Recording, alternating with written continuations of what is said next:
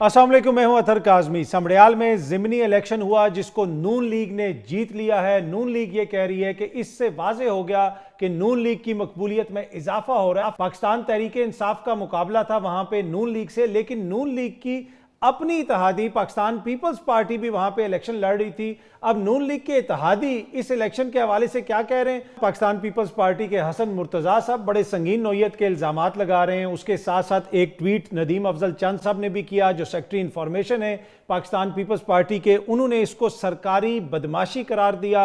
इसके अलावा Pakistan peoples party के वहां पे जो मुकामी कैंडिडेट थे उन्होंने भी संगीन नौयत के इल्ज़ामात लगाए। लेकिन हुकूमत बज़िद है कि जनाब हमारी पॉपुलैरिटी में इजाफा हुआ है और अवाम ने हमें ये वोट दिया है, क्योंकि ये लोग हार गए हैं, इस वजह से ये इल्जामात लगा रहे हैं। दूसरी जानिब बिलावल साहब की सरबराही में वफ्द अमेरिका पहुंच चुका है। पाकिस्तान पीपल्स पार्टी एक तरफ फॉर्म 47 के इल्जामात लगाती है, इनकी जितनी भी क़यादत है वो बार बार इस किस्म के इल्जामात दोहरा रहे हैं। जो आज हसन मुर्तज़ा साहब ने कहा कि जी 2024 में भी धांधली हुई थी, आज भी धांधली हो रही है, तो फिर आप इस हुकूमत के साथ बैठे हुए क्यों हैं? ये एक बहुत बड़ा क्वेश्चन है। दूसरी जानिब वहां पे एक और पार्टी भी थी, पाकिस्तान तहरीक इंसाफ, वो भी धांधली के इल्जामात लगा रहे हैं। पाकिस्तान तहरीक इंसाफ आने वाले दिनों में क्या करने जा रही है?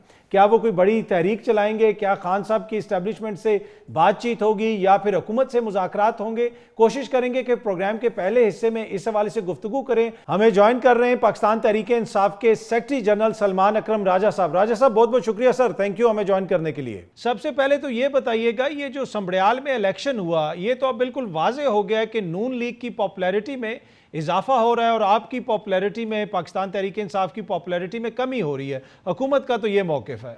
देखिए, ये तो बिल्कुल वाज़े नहीं हो रहा, हकीकत इसके बरक्स है। जो कोई भी कल मौजूद था वहाँ समड़ियाल में, जिसने देखा कि इलेक्शन कैसे हुआ है, वो जानता है हकीकत क्या है।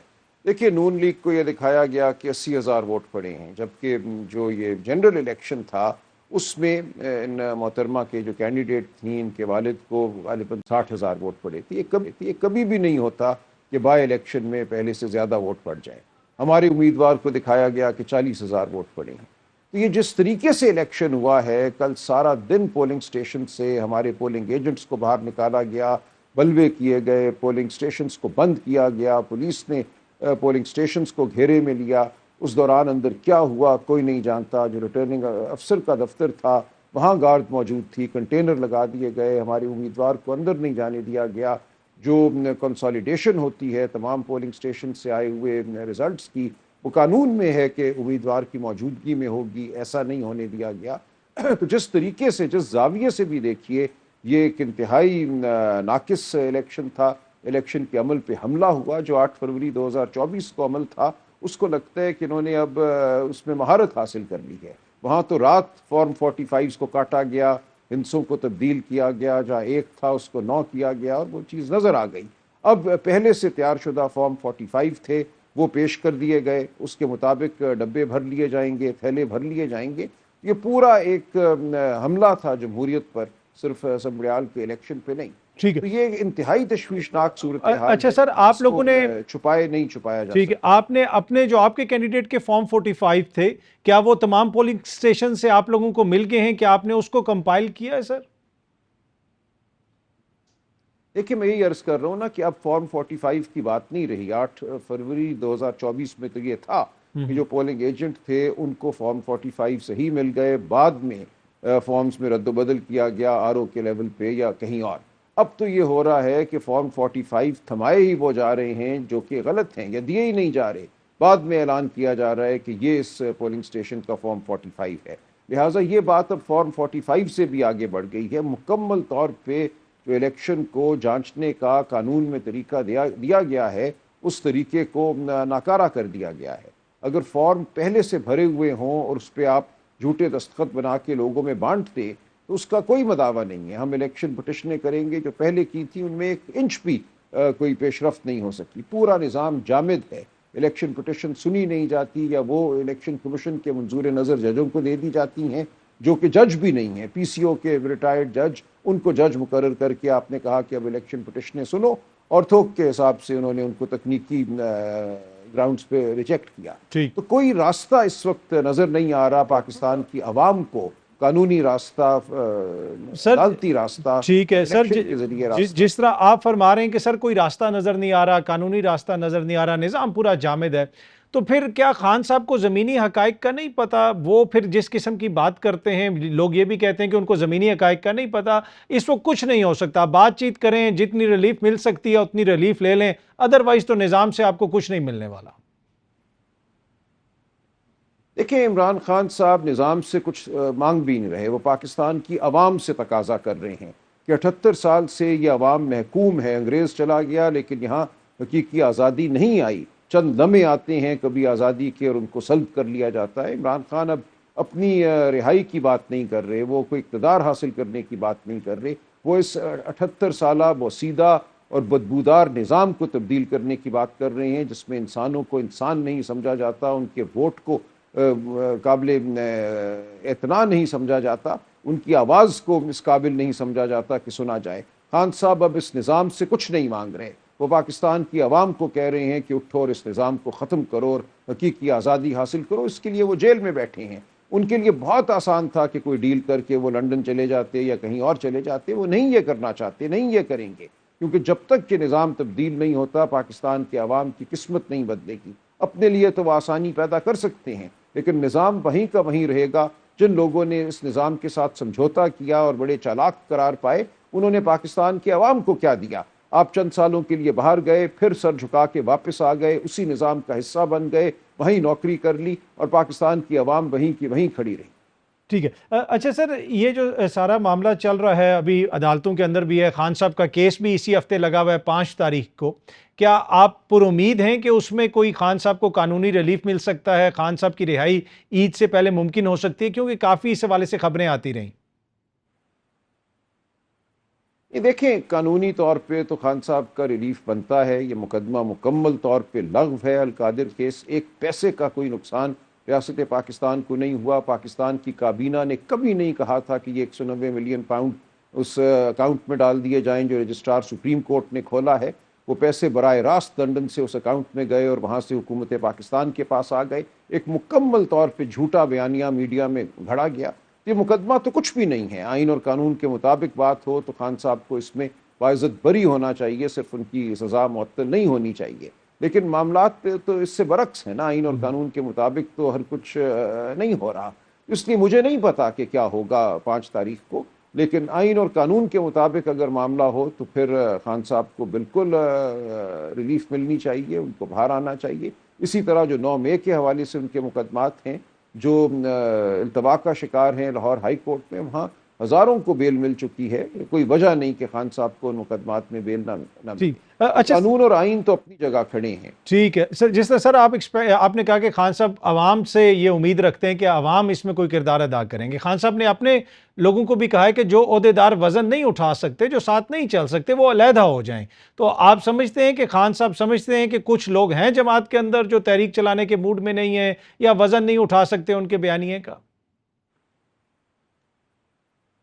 لیکن ہو سکتا ہے کچھ لوگ ایسے ہوں. ہر فکر کے لوگ ہوتے ہیں، ہر قسم کے حوصلے کے لوگ ہوتے ہیں، تو بالکل ایسا ممکن ہے. لیکن یہ کوئی بہت بڑی بات نہیں ہے. میں سمجھتا ہوں یہ آٹے میں نمک کے برابر ہوگا. جماعت بالکل متحد ہے، پرعزم ہے، اور میں سمجھتا ہوں پاکستان میں ایک معاشرتی تبدیلی آ چکی ہے.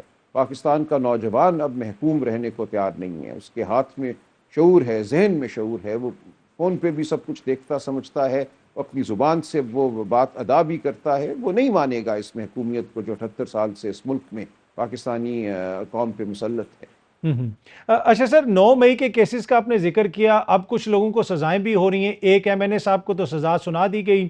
اس طرح کی خبریں بھی آ رہی ہیں کہ مزید ایم این اے صاحبان کو سزائیں ہو سکتی ہیں.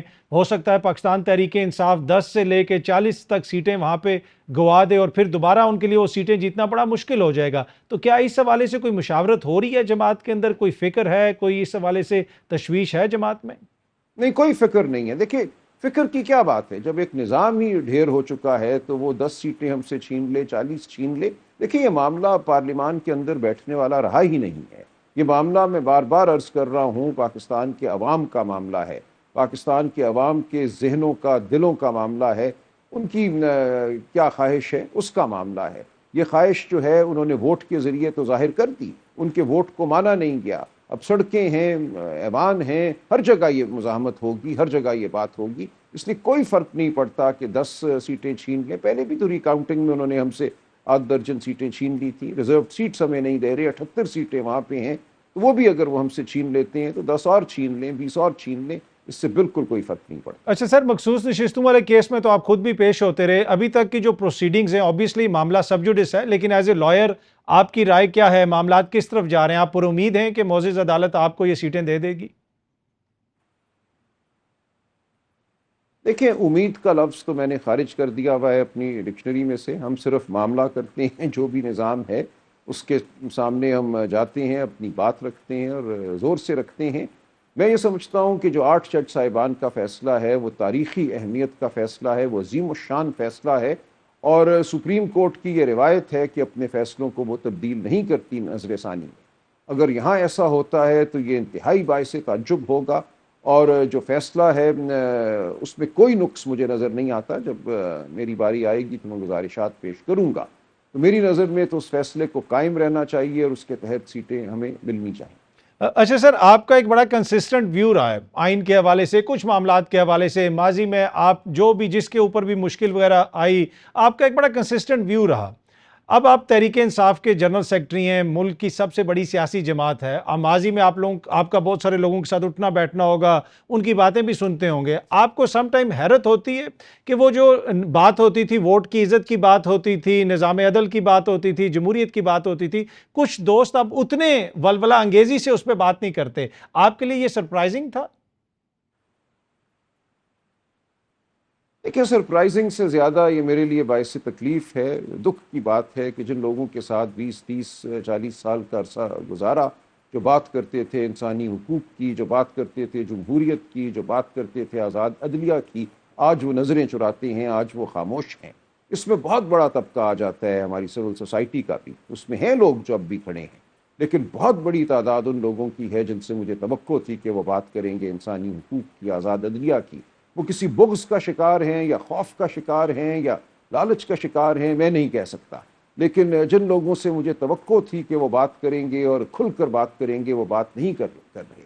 اسی طرح وکلاء میں بہت سے لوگ ایسے ہیں جن کے حوالے سے مجھے مایوسی ہوئی ہے۔ تو یہ ہے ایک عمل، لیکن ہم بہرحال اپنی جگہ کھڑے ہیں۔ میں سمجھتا ہوں پاکستان کا نوجوان ہمارے ساتھ کھڑا ہے، اور پاکستان کا مستقبل پاکستان کے نوجوان کے ہاتھ میں ہے، اس لیے مجھے کوئی بہت زیادہ فکر نہیں ہے۔ ہم عنقریب بہت جلد ہم آزاد ہوں گے، آزادی حاصل کریں گے، اور ایک جمہوری معاشرہ قائم کریں گے جہاں عزت نفس ہوگی، جہاں عدلیہ آزاد ہوگی، جہاں چادر اور چار دیواری کو پامال نہیں کیا جائے گا، جہاں اغوا کاری کے ذریعے قانون سازی نہیں ہوگی۔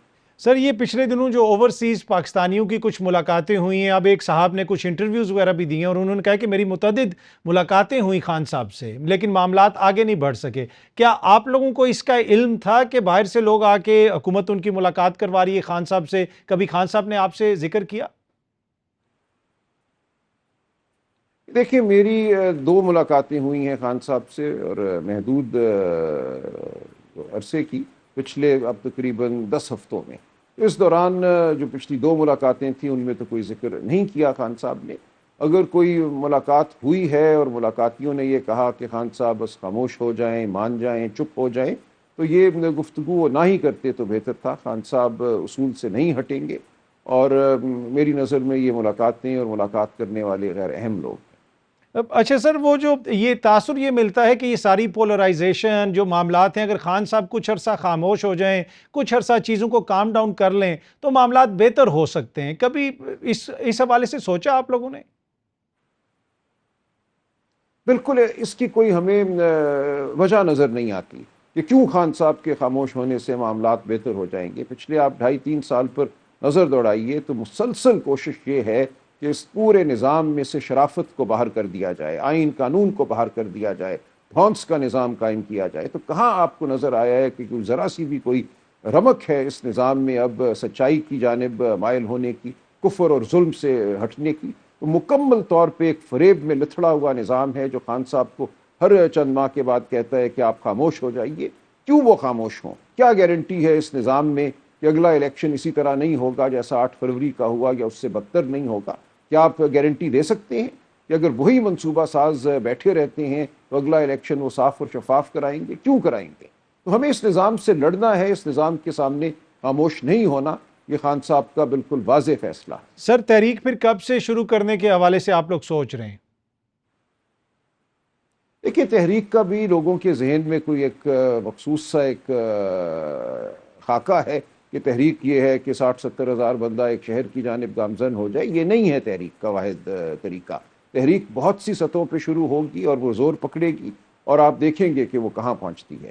تو یہ اس کا کوئی پہلا سین جو ہے وہ نہیں ہوگا جو لوگوں نے ذہنوں میں سمایا ہوا ہے یا اپنایا ہوا ہے اپنے ذہنوں میں. ٹھیک ہے. اچھا سر, اگر آپ لوگوں نے کوئی احتجاج وغیرہ کیا تو حکومت یہ بھی کہہ رہی ہے کہ جو لوگ باہر بیٹھے ہوئے یہ بھی دھر لیے جائیں گے.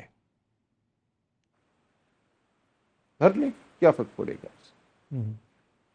اچھا, دوسرا سر, کیا اسپیکر صاحب کے خلاف کوئی آپ تحریک عدم اعتماد لے کے آ رہے ہیں؟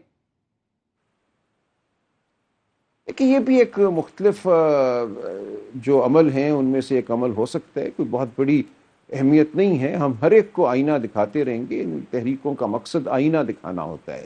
اس ایوان سے 8 ممبر اغوا ہوئے اور یہ ایوان خاموش ہے. اس کا جو نگہبان ہے اسپیکر وہ خاموش ہے. کیوں ہے؟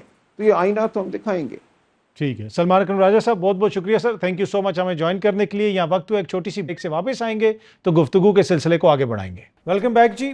اب ہمیں جوائن کر رہے ہیں ارشد ایچ عباسی صاحب, واٹر اینڈ انرجی ایکسپرٹ ہیں. بھارت کی جانب سے جو بار بار یہ کہا جا رہا ہے کہ پاکستان کا پانی ہم روک دیں گے, بلکہ اب تو اس طرح کی خبریں آ رہی ہیں کہ کئی ہزار کیوسک پانی کم بھی ہوا ہے چناب میں. کیا معاملہ ہے, کس طرف یہ معاملات جا رہے ہیں, ان سارے معاملات پہ ہمیں عباسی صاحب جو ہے تھوڑی سی روشنی ڈالیں گے. سر بہت بہت شکریہ, تھینک یو سو مچ ہمیں جوائن کرنے کے لیے. سب سے پہلے تو یہ بتائیے گا کہ ایک نقطہ نظر پاکستان میں یہ بھی ہے کہ بھارت کی یہ ساری باتیں جو ہے نا ہلکی پھلکی دھمکیاں ہیں اور بھارت پاکستان کا پانی نہیں روک سکتا. کچھ حکومتی شخصیات بھی اس حوالے سے اپنی رائے دیتی ہیں. اطر اس پہ تو گورنمنٹ کی اپنی اسٹیٹمنٹ ہیں, اسپیشلی منسٹری جو واٹر ریسورسز ہیں. ہمارے شاید پرائم منسٹر کی بھی ہے کہ ابھی ان میں کیپیسٹی نہیں ہے. ظاہر ہے کہ ہماری انڈس واٹر کمشنر نے یہ سب نے بریف کیا ہوگا کہ حضور یہ کچھ نہیں کر سکتے. ابھی تو 3 ڈیم ہیں چناب پہ, 2 ہیں, 3 ہیں اس پہ, جیلم پہ اور 2 چھوٹے چھوٹے ہیں انڈس پہ. لیکن مجھے چونکہ اس دشت کی سرائی میں 25-30 سال ہو گئے, وہ کہتے ہیں نا یہ مسئلہ آزمائے ہوئے ہیں, یہ بازو آزمائے ہوئے ہیں. جتنے بھی انڈیا میں جو لوگ اس پہ کام کر رہے ہوتے ہیں, ہمارا فریکوینٹ انٹریکشن تو ہوتا رہتا ہے اور ہمیں پتہ ہوتا ہے کہ یہ کیا کر سکتے ہیں, یہ کیا نہیں کر سکتے. ایک 20 دن پہلے ایک پیپر آیا تھا بڑا ڈیٹیل میں کہ دیکھیں آپ کے ساتھ وہ کیا کریں گے. ایگزیکٹلی وہی ہوا.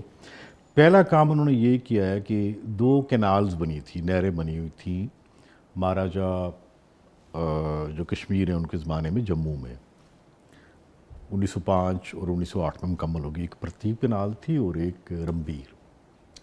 اس میں جو فلو کی کیپیسٹی تھی وہ ریسٹرکٹ کی گئی تھی انڈس واٹر ٹریٹی میں. ہم اس کو آسان لفظوں میں یوں کہہ سکتے ہیں کہ کچھ مہینوں میں لکھا گیا تھا کہ 1000 لیٹر سے زیادہ نہیں ہوگا اور کچھ میں 400.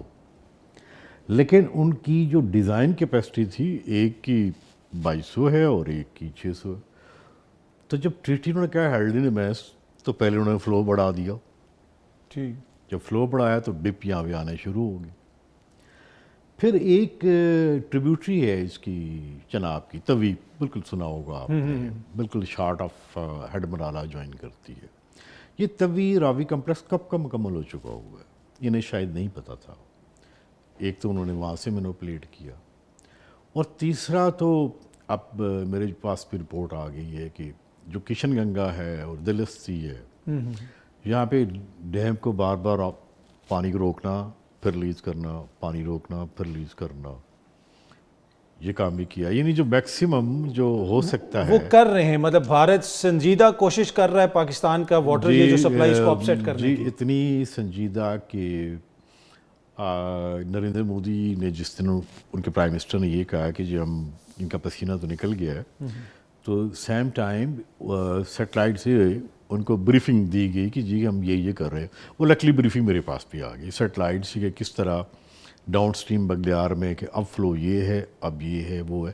تو ایگزسٹنگ انفراسٹرکچر میں ڈیمز اور یہ جو 2 کنالز ہیں اور ایک یہ جو کمپلیکس ہے، اس سے وہ جتنا مینوپولیٹ کر سکتے ہیں وہ کر رہے ہیں. اس لیے آپ کے پاس خبریں بھی آئی ہیں کہ چناب میں آج فلو یہ ہو گیا اور آج بالکل یہ ہو گیا. 2000 میں 91,000 کیوسک کا خبر آئی ہے. اس میں سر عام جو بندہ دیکھنے والا ہے سادہ الفاظ میں، کیا اس سے پاکستان کو شارٹ ٹرم اگلے 1 سال کے اندر 6 مہینے کے اندر اس طرح کی حرکتیں کر کے بھارت نقصان پہنچا سکتا ہے؟ سر اس میں جو سب سے خطرناک خبر یہ ہے کہ آپ نے سنا ہوگا کہ ہم نے نیوٹرل ایکسپرٹس کے پاس گئے ہوئے ہیں، 4 ان کے بڑے ڈیم آ رہے ہیں. دیکھیں یہ جو بگلیار ڈیم ہے یہ تو 450 میگا واٹ کا ہے. آپ یوں کہہ لیں کہ پاکل دل آ رہا ہے 1000 میگا واٹ کا، ریتلے 850 کا ہے، ایک کنار ہے، ایک اور ہے، اب مجھے ابھی اس کا نام یاد نہیں. جب یہ اگلے سال 6 مہینے 8 مہینے میں آ رہے ہیں، جب اتنے آ رہے ہیں تو پھر تو مینپولیشن جو ہے وہ انتہائی زیادہ ہو جائے گی. اور اس مینپولیشن کا نقصان یہ ہوگا، میں حیران ہوں کہ اگر ہم بیک ہسٹری میں دیکھتے ہیں، میں یہاں بات کہنا چاہتا ہوں تو 1948 میں یہ مسئلہ شروع ہوا تھا جب پہلی دفعہ پارٹیشن کے بعد یہ کنال بند کی تھی انڈیا نے. تو اس وقت کے جو گورنر تھے موسٹ پرابلی وہ نواب کالا باغ تھے، تو ان کے ایک ٹیلی فون کال کے اوپر یہ پانی کم از کم 6 مہینے کا ایگریمنٹ ہوا تھا. مجھے ایک بات کہنی ہے چیف منسٹر پنجاب کو کہ Chenab is dedicated for Punjab almost. اور دیکھیے ہماری ایکسپورٹ رائس ہے اور ہماری بریڈ باسکٹ بھی پنجاب ہے.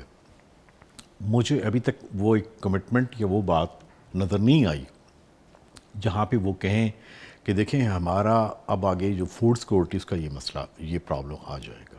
ایک تو یہ بات. دوسری، اگر مجھ سے کہتے ہیں تو میں آپ کے پروگرام میں ڈسکلوز کر رہا ہوں، میں 1 ہفتے تک ویٹ کروں گا. اس کے بعد میں ذاتی حیثیت میں شاید انٹرنیشنل کرمنل کورٹ میں چلا جاؤں، کیونکہ ڈیم کو مینوپولیٹ کرنا، کسی کو ڈیمیج کرنے کے لیے، یہ کمپلیٹلی آپ کہہ سکتے ہیں کہ دنیا میں الاؤ نہیں ہے. جب بگلیار ڈیم کا جو فیصلہ ہوا تھا تو اس میں بڑا کلیئرلی انڈیا نے کہا تھا دیکھیں جی ہم یہ ڈیم بنا رہے ہیں، اس سے مینوپولیٹ نہیں کریں گے، یہ نہیں کریں گے کہ جو پانی کو وہ کھول دیا پھر بند کیا یہ کیا. یہ ان کی یہاں پہ یہ کمٹمنٹ ہے. پھر جب کشن گنگا میں جو ڈیسیژن ہوا تھا اس میں 4 جگہ انڈیا کی بڑا کلیئرلی ڈفرینٹ انڈرٹیکنگ ہے کہ ہم کسی صورت میں ڈاؤن اسٹریم میں پاکستان کو ہارم نہیں کریں گے. دیکھیں انٹرنیشنل کورٹ آف آربیٹریشن میں 4 جج تھے انٹرنیشنل کورٹ آف جسٹس کے، یہ آرڈنری کورٹ نہیں تھا. تو اس پہ ابھی تک گورنمنٹ تو موو نہیں کر رہی. آپ کو لگتا ہے کہ ہماری طرف سے جو رسپانس ہے، ایک تو ہے نا بیانات ہیں، ہم بیانات دے رہے ہیں کہ اگر وہ ایسا کریں گے تو ہم یہ کر دیں گے، یہ پاکستان کے خلاف اعلان جنگ ہوگا، لیکن پریکٹیکل سٹیپس جو ہمیں اٹھانے چاہیے کیا وہ ہم اٹھا رہے ہیں اس وقت؟ میرے خیال میں اگر آپ کہتے ہیں نا پریکٹیکل سٹیپس، تو جو انڈیا کا جو ریپرزنٹیٹیو ہے جس نے UN میں اسپیچ کی ہے، اس کی اسپیچ میرے خیال میں بڑی آبجیکشن ہوئی ہے، اور میرے خیال میں 2-3 دن میں جواب دوں گا، بڑی سیریس. ہمیں تو اس کا بھی جواب دینا چاہیے تھا. اور پرسوں جو تاجکستان میں جو کانفرنس ہوئی ہے گلیشیئرز پہ، تو دیکھیں ان کے بندے نے پھر بڑا جواب دیا پرائم منسٹر کو. ہمیں یہ چھوٹے چھوٹے پیسز میں بتانا چاہیے کہ آپ اس کو جو ہیلڈ ان ایمینس کیا، اس کو تھوڑا سا یعنی جو سسپینڈ کیا اس کی بیک گراؤنڈ بتا دوں. ایک انہوں نے نوٹس پہلے بھیجا 2023 میں، پھر 24 میں اور 25 میں کہ جی ہم اس کو تبدیل کرنا چاہتے ہیں، اس لیے کہ کلائمیٹ چینج ایک سبجیکٹ آ گیا ہے اور ہم اس میں انکارپوریٹ کرنا چاہتے ہیں. مجھے اطر اس سبجیکٹ میں پڑھے ہوئے بڑا عرصہ ہو گیا، بلکہ میرا 10 سال میرے لگے ہیں سیاچین پہ، اس کو پیس پارک کنورٹ کرنے میں. مجھے بڑے اچھا انڈیا سے بھی بڑا رسپانس آیا، آلموسٹ وہ اینڈ پہ ہو بھی گیا تھا. سو کلائمیٹ چینج کی جو پہلی بات آتی کہ یہ جو واٹر شیڈ ہے چناب کا، جہلم کا، انڈس کا، یا ایون اگر آگے چلے جائیں ستلج بیاس، اس کا بھی تو ہمارے پاس تو نہیں ہے. بڑی موٹی باتیں کریں گے ہم کہ انڈیا میں اس وقت کول تقریباً 2.5 لاکھ میگا واٹ ہے. ٹھیک ہے. وہ جو کول ہے اس کا کتنا امپیکٹ ہوا ہے؟ انڈین سپریم کورٹ میں بڑے ریٹ پٹیشنز ہیں، اس پہ بڑے فیصلے بھی ہوئے ہیں، اور انڈیا میں بڑی وہاں پہ بڑے انڈیپینڈنٹ لوگ ہیں. وہاں پہ بڑا کلیئر ہے کہ یہ جو بھی کچھ کر رہا ہے یہ انڈیا خود کر رہا ہے. اس میں ایک بات جو آپ چونکہ انٹرنیشنل افیئر کے اوپر بڑا इंटरेस्ट रखते हैं। ये जो 5-10 साल से चाइना और इंडिया का जो भी इशू हुआ है बॉर्डर पे, तो आप कह सकते हैं कि लद्दाख से लेके अरुणाचल प्रदेश सिक्किम तक यहाँ पे जो वाटर शेड है, ये जो हिमालय है, ये पूरा ये इन्होंने तबाह बर्बाद कर दिया। नंबर 1 बॉर्डर रोड ऑर्गेनाइजेशंस उसने एयरपोर्ट वहाँ तक पहुँचाई हैं, जिस तरह हमारा FW है, वहाँ पे गैरिजन्स बेशुमार बने, और इसे कहते हैं लैंड यूज चेंज। इस पे पाकिस्तान की रिपोर्ट है हमने क्या काम करना चाहिए, लेकिन इंडिया में इतनी रिपोर्ट्स हैं कि काश यही अगर हम लेके इंटरनेशनल चले जाएं और कहेंगे ये कह रहे किस तरह ये लैंडस्केप को तब्दील कर रहे हैं, किस तरह लैंडस्केप को उसके साथ नुकसान आपको पहुंचा रहे हैं, मैं पूरी इतना बता दूं, इकोसिस्टम को। देखिए अभी कल 50,000 एकड़ तो खाली इंडियन आर्मी को जम्मू एंड कश्मीर में लैंड अलॉट हुई है। एक पूरी कोर शायद 18 स्कोर करते हैं, वो ले में रेज हुई है। तो ज़ाहिर है इसके लिए आपने फॉरेस्ट को रिमूव किया, ठीक है, आपने एक लैंड वहाँ पे लोगों को सेटल किया। इससे क्लाइमेट चेंज में जो असर है, हमें तो हमारी रिपोर्टें छोड़ दें, ठीक, जो इंडिया में इतनी रिपोर्टें पहले वो रखें कि भाई ये जो आप कहते हैं इस ट्रीटी को रिवाइज करें क्लाइमेट चेंज पे, ये तो आपका है। लेकिन आपके इस प्रोग्राम में मेरा बड़ा दिल दुखी है, यहाँ पे कुछ डिप्लोमेट एंड कुछ NGO ने भी ऑलमोस्ट 10 साल पहले ये काम शुरू कर दिया था। मेरे ख्याल में देखें इंडियंस, उनकी स्ट्रेंथ भी हमें पता है, 1.2 बिलियन की पॉपुलेशन है, और सच बताऊँ they are not ordinary people जो हम समझ रहे हैं जिस तरह के। उन्होंने काफ़ी होमवर्क हमें पहले कर लिया हुआ था। ठीक है, यहाँ पे काफ़ी NGOs बड़े बड़े ऑपरेट लिखे गए कि जी ये ट्रीटी रिवाइज होनी चाहिए। हमने भी उनको समझाया कि भाई ये ट्रीटी में अगर जो हमें मिला है अब हमें दोबारा नहीं मिलेगा। इसलिए उनको जो 3 दरिया मिले हैं उनकी यूटिलाइजेशन फैक्टर 98% है, ब्यास, सतलज और रावी। हमारा तो आपको पता है कि कहाँ कालाबाड़ डैम से शुरू हो जाए वो 6 कनाल हमारे, मतलब हमारा पानी का जो इस्तेमाल है, अगर आज हमारा ऑडिट हो जाए, मैं नहीं कहता कोई की बात कोई ट्रांसलेट कर ले कोई बाहरी से, लेकिन हमारा वाटर ऑडिट आज हो जाए, हमारी जो कनाल की एफिशिएंसी है, या बल्कि एक और छोड़ो, आप गंदम पर एकड़ ठीक, इस पंजाब उस पंजाब में देखें, वो देख बड़ा वाज़े फ़र्क आपको वाज़े फ़र्क है। तो अतर एक उनकी बड़ी एक चीज़ उनका होमवर्क तैयार हुआ है, वो ये कहते हैं कि ये देखें जी हम एक्चुअली हमारी पर एकड़ पैदावार ज़्यादा है, ठीक है, हम इनको बना के इनको दे देंगे, ठीक ठीक, गंदम इनको दे देंगे। देखिए आप देखिए कॉटन का पाकिस्तान में क्या हाल है, बिल्कुल। लेकिन राजस्थान में और ईस्ट पंजाब में और इवन गुजरात में जो कॉटन की उनकी तो फिनोमिनल जो ग्रोथ हो रही है, हम तो बाहर से इंपोर्ट करते इंपोर्ट करें, तो ये होमवर्क उनका ये बहुत हद तक और ये एक वो मंसूबे के तहत चल रहे हैं। और आने वाले दिनों में ब्रीफली मुझे बताइएगा चंद सेकंड, पाकिस्तान को इससे नुकसान हो सकता है अगर हमने अभी से मुतहरिक स्टेप्स ना उठाए। देखिए अगर आप कहते हैं नुकसान, अभी तक उन्होंने मेरे ख्याल में 1 मिलियन एकड़ फीट से 1.5 मिलियन एकड़ फीट को पानी को मैनिपुलेट कनाल में डाइवर्ट किया, प्रताप में और रंबीर में। इसकी इकनॉमिक कास्ट $2 बिलियन से कम नहीं, जो पाकिस्तान को पड़ रही है द डे जब उन्होंने शुरू किया है। लेकिन यहाँ पे कॉस्टिंग कौन करे? आपको पता है, आप जहाँ में बैठे हैं, कि यहाँ पे हमारे यहाँ कितने आइंस्टाइन हैं, हम बातें कर सकते हैं। हमने वार जीती है, बहुत अच्छी बात है जी। लेकिन मैं यहाँ पे ये कहूँगा कि ये जो वार है ये माइंड्स की, यहाँ ना टैंक चलेंगे, ना ड्रोन चलेंगे, ना एयरक्राफ्ट चलेंगे। ये कितना हमारा स्टेमिना है, कितना हमारी इंटेलेक्ट पावर है, इसको बचाना, क्योंकि ये हमारे लिए डेथ सेंटेंस होगी, ये हमारे लिए मौत होगी। ठीक है, तो आप ये कह रहे हैं ये एक तवील मुद्दती जंग होगी जो भारत के साथ हमें लड़नी है और असाबी तौर पे हमें इसके लिए मजबूत होना पड़ेगा। सर बहुत बहुत शुक्रिया, थैंक यू सो मच हमें ज्वाइन करने को। एक छोटी सी ब्रेक से वापस आएंगे तो गुफ्तगू के सिलसिले को आगे बढ़ाएंगे। वेलकम बैक जी। अब बात करेंगे, अगर भारत हमारा पानी रोकता है तो क्या उससे पाकिस्तान की फसलें भी मुतासिर होंगी? इस सारे मामले पे गुफ्तगू करने के लिए चेयरमैन ऑल पाकिस्तान किसान इत्तेहाद एसोसिएशन महमूद बुखारी साहब ने हमें ज्वाइन किया। बुखारी साहब बहुत बहुत शुक्रिया सर आपका। पहले तो ये बताइएगा कि पहले ही इस तरह की खबरें आ रही हैं कि हमारी जो मेजर फसलें हैं रवां बरस उनमें तकरीबन 11% कमी आई है उनकी पैदावार में, क्या ये खबर दुरुस्त है? जी, बिस्मिल्लाहिर्रहमानिर्रहीम, अल्लाहुम्मा सल्ली अला मुहम्मद व आलि मुहम्मद। शुक्रिया काज़मी साहब आपका और सुनो टीवी का। जी काज़मी साहब, दुरुस्त बिल्कुल कमी आई है। आप कॉटन को देखें तो सबसे ज्यादा कमी उसके अंदर जो आई है, ये हुकूमती पॉलिसियां जो हैं ये ज़राअत को ले डूबी हैं। चाहे वो गंदम हो, चाहे वो कपास हो, चाहे वो गन्ना हो, चाहे वो मकाई हो, और या दीगर फसलें हों, मूंजी हो, पॉलिसी कोई नहीं है। और आप ये देखें कि कॉटन जो इस वक्त पंजाब ने आदाफ मुकर्रर किए थे 35 लाख एकड़ के, वो पूरे नहीं हुए। सिंध ने 16 लाख एकड़ के किए थे, वो 6 लाख एकड़ पे पहुंचे हैं। और सूरत हाल ये है कि हमें 1 करोड़ 10 लाख बेल्स जो हमारी जरूरत है, और हम कोई पिछले साल 45 के करीब पहुंचे हैं, और वो भी गार्ड का जो वजन होता है वो कम करके। और दूसरा ये है कि ये कितनी बड़ी ज्यादती है काजमी साहब, कि कॉटन जो पाकिस्तान में पैदा कर रहा है किसान, उसके ऊपर 18% टैक्स है। इन्होंने पहले 15 लाख गांठें बाहर से मंगवाई, इंपोर्ट की, जो फ्री टैक्स, और अब 35 लाख के और मुआहदे इन्होंने कर लिए। ये तो कॉटन का हाल है। ठीक। और उसके अच्छा बाद सर, ये गंदम की रेट के हवाले से काफ़ी किसान एहतजाज करते रहे। अब बताया जा रहा है जो मकई का रेट है वो पहले कोई 3600 रुपये था और अब तकरीबन कोई 2200 रुपये मिल रहा है, ये क्या दुरुस्त है? जी बिल्कुल दुरुस्त है काजमी साहब। मकाई का तो ये भी एक बहुत बड़ा ये वाकया ही कहूंगा, ये हुआ है कि जो हाइब्रिड सीड जिन कंपनियों ने दिया, उनमें बड़ी कंपनियां भी शामिल हैं खैर से, तो वो उसको दाना ही नहीं लगा सिरे से।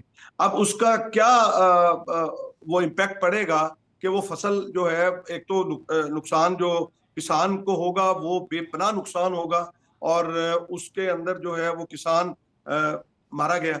दूसरी बात आपने गंदम की पूछी है, तो गंदम हमने आपके प्रोग्राम में काजमी साहब, और वो सबसे ज्यादा प्रोग्राम आपका चला, आप देखिए उसको, तो उसमें हमने कहा था कि गंदम जब किसान से निकल जाएगी, और आपके अखबारी रिपोर्ट के मुताबिक बता रहा हूं कि बहुत सी ऐसी कंपनी हैं जिन्होंने गंदम खरीदी है, ये 2-4 रोज ही मेरी नजर से गुजरी है, कि जिनका गंदम से दूर दूर कोई ताल्लुक नहीं है। और अब आपको पता चलेगा कि 2 से 3 माह के बाद जो है वो गंदम के साथ होता क्या है, और हमारी वजीर आला साहबा को भी ये पता चलेगा।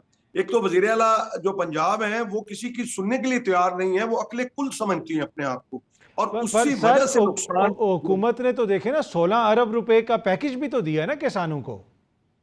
सर वो 16 अरब रुपए काजमी साहब, मैं आपको बताऊं वो क्या होगा, मुझे बताएं कि 27 रुपए पर मन, अगर मैं उसको जो है वो तकसीम करूं तो 27 रुपए पर मन बनता है। इसीलिए तो मैं कहता हूं कि कॉस्मेटिक चेंज नहीं होनी चाहिए।